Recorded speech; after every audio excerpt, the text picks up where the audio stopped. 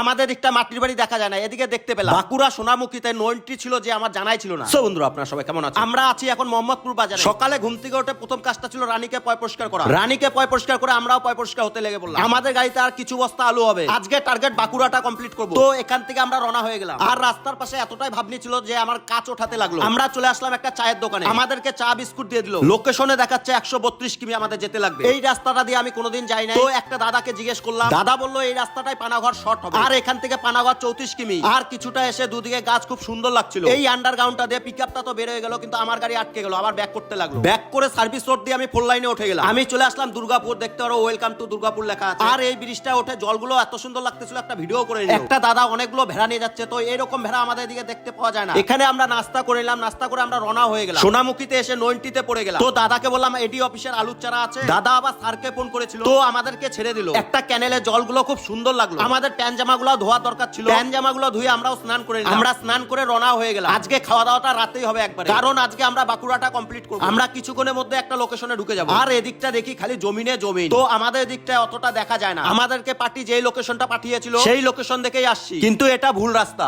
ম্যাপের পুরোপুরি ভরসাও করা যায় না। দাদাদের কাছে ভালো করে শুনে আমরা বেরিয়ে পড়লাম। সন্ধ্যাও হয়ে গেল, খুব খিদাও পেয়েছিল। আমরা সিঙ্গারা খেয়ে নিলাম, আর পাশে চিকেন বেচতে ছিল, তো রাতে রান্না করার জন্য আমরা চিকেনও নিয়ে নিলাম। এখানকার চিকেনটা দেখে খুব ভালো লাগলো, কারণ স্কিন সহকারে চিকেনটা পাওয়া যাচ্ছে। চিকেন নিয়ে আমি পেমেন্টও করে দিলাম। নিত্যা কাজটা পরিষ্কার করতে লাগলো। এখানে টোল ট্যাক্স দিতে লাগবে, কারণ নদীর উপর দিয়ে রাস্তা বানিয়েছে। তো পার্টির লোকেশনে আমরা পৌঁছে গেলাম। আলুর বস্তাগুলো খালি হয়ে গেল, আমরা এখানে রান্নাটা করে নিব আর খাওয়া দাওয়া করে এখানে রাতটা থাকবো। কালকের লোকেশন কলকাতার আশেপাশে। তো ভিডিওটা আজকে এখান থেকে শেষ করে দিলাম। নেক্সট ভিডিওতে আপনাদের সাথে দেখা হচ্ছে।